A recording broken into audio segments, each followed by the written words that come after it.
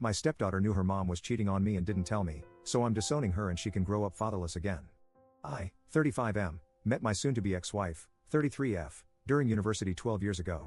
She already had a kid when she was 19, but the dad left as soon as she started uni.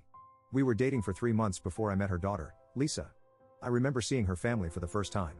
I was nervous meeting her parents, but when I saw a little girl beside her mom, I was confused. I asked her if that was her little sister or a cousin of hers, and her answer shocked me.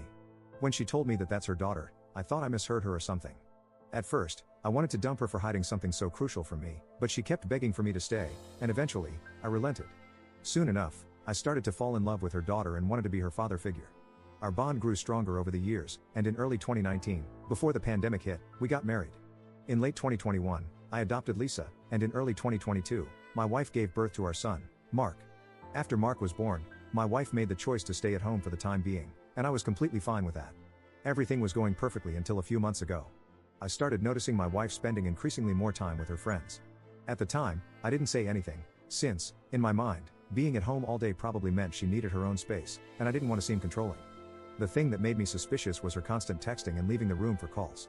She never did that for anyone besides this one friend of hers. I asked her about it, but she gave me some vague answers about gossip. The moment that took it too far, though, was when I came home last week and saw her outside talking on the phone. This wasn't out of the ordinary, but I remember seeing my son on the floor, crying alone. I was pissed at my wife for just leaving him alone in the house, but when I went to pick him up and smelled the horrible stench coming from him, I was beyond furious. His diaper seemed like it hadn't been changed since that morning. I quickly changed his diaper and rushed outside, and she was still talking on the phone. I snatched her phone from her hand and bolted back inside. She tried following me, but I locked her out. I had my suspicions about who was on the other end of the call, and when I heard a male voice calling out her name and asking who was there, I immediately knew what was going on. He ended the call as soon as he heard my voice. I then proceeded to screenshot as much of their chat as I could and then sent them to myself before deleting them on her phone. About 5 minutes later, she was still yelling and shouting at the front door, demanding to be let in, and I reluctantly opened it and was met with a smack in the face. As soon as she realized what she had just done, she apologized profusely, started crying, and tried to hug me. I pushed her away and told her to meet me at the dining table. I told Lisa to quickly take care of the baby so her mom and I could have a quick chat. I kept it simple. I told her this was her only chance to even have a sliver of a chance of getting me back. If she messed up this talk, it was over on the spot, no lies, nothing. She kept on trying to apologize and to say it wasn't that serious. I reminded her that she not only messed me over, but she also could have easily done serious harm to our son by leaving him alone in the house like that. I then simply asked who, for how long, and did they smash. She replied with her ex-boss, Daniel, 6 months, and she didn't answer the last one, so I kept reminding her that this was her last chance. She then simply nodded. I then asked her if they used protection. To this, she started crying and begging me for forgiveness. She said she would block him then and there, would never contact him again, and that I could smash with any woman I want from now on, blah blah blah. I guess Lisa heard the commotion and came downstairs. I told her to go back up, but she just walked to my wife and asked her if I knew about Daniel. Up to this point, I was calm, but upon hearing this, I swear even I started tearing up. I asked Lisa if she knew all along, and she said yes. At this point, I'm full on crying, and I asked her why she didn't tell me. She responded with, because unlike you, Daniel buys me the things I want without having to beg. I then asked her how she could possibly do this to her dad. She responded with the "you're not my real dad" crap. My wife screamed at her upon hearing what she said. At that point, I couldn't bear any of this anymore. I just grabbed my son and got into the car. My son and I are currently staying at my parents' house. I've basically been drinking myself to sleep every day. Thanks to the saint of a mother I have, my son is being taken care of right now. I'm beyond hurt. I've canceled my ex-daughter's private school tuition, all her extracurricular activities, and I've contacted a divorce lawyer. He's going to serve my wife this Friday. My wife and Lisa have been blowing up my phone nonstop with apologies. I simply responded with, "Get a lawyer and tell that ungrateful thing of yours to start calling Daniel her dad." I'm disowning her, and then I blocked my wife. I didn't respond to Lisa, I just simply blocked her. I guess my wife told our friends what she and Lisa did, and now they have been texting me nonstop. They understand how I feel but believe I'm going too far by divorcing my wife without hearing her out. They also keep telling me that disowning Lisa is definitely going too far and that she's only a kid and didn't understand what she was doing. I just can't get over the things she told me. I've worked so incredibly hard to give my wife and daughter luxuries I could have only dreamed of as a kid, and this is how I get paid back?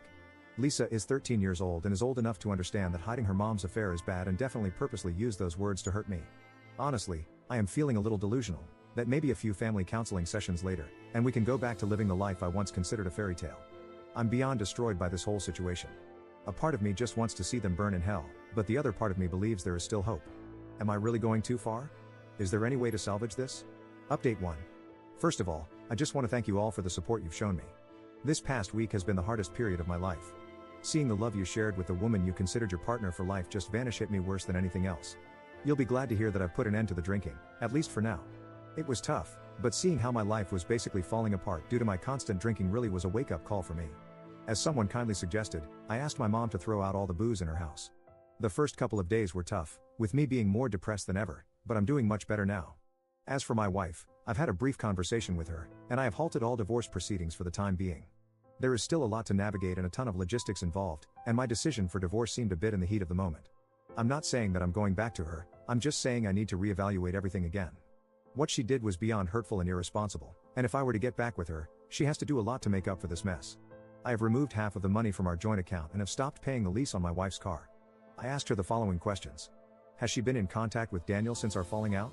She said she has completely cut off contact with her ex-boss and is willing to do anything to make our marriage work. Why did she go to him in the first place? She said she honestly doesn't know. She met him at a get-together her old company held, and in her words, they just clicked. They started hanging out as friends, and soon things grew out of hand, and she started bringing him over to the house when I was at work. Did she have feelings for him while they worked together? She said she found him cute but left it at that. They never did anything or said anything outside of work.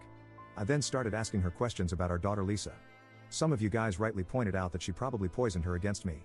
Why did she bring Daniel around our daughter? Lisa once caught them making out on the couch, and when she threatened to tell me, they quickly shut her up with gifts and a new phone. Soon enough, Lisa actually started to like having Daniel around because of the gifts. Did she badmouth me to Lisa? To this, she just went silent and started crying. I then pressed a bit more, and she finally blurted out that she started telling Lisa that Daniel was her biological dad. To be honest, after this, I just started crying and hung up. I did see a change in my daughter around the same time, but I just chalked it up to her being a teenager. Hearing the real reason just broke my heart even more. I also want to thank you guys for telling me that it wasn't right to put all the blame on my 13-year-old daughter. I wasn't thinking straight at the time, and when I started sobering up, I did sort of realize the mistake I made. I have unblocked my daughter and have been texting with her since yesterday. She has apologized to me, and it seems like my wife, in desperation to get me back, has confessed the truth to my daughter. My daughter told me that she has stopped talking with her mother since she confessed. I apologized to her for the comments I made about disowning her, and we have planned to meet up tomorrow at the local park. I again just want to sincerely thank you guys for the support and the advice. Honestly, I couldn't have navigated this mess alone while being intoxicated. Only God knows what would have happened if I didn't reach out. I also want to apologize for the drunken rant I went on in the comments. I'm beyond embarrassed at the things I said. Again, thank you all for the support and wish you all a wonderful weekend. Edit. I forgot to mention the DNA testing on my son. I do acknowledge it being a possibility, but neither am I mentally in a place to be able to cope with the stress of something like that, nor am I ready to face the reality that I might look at him differently if the test turns out negative. I'll do it eventually, but not now during this mess.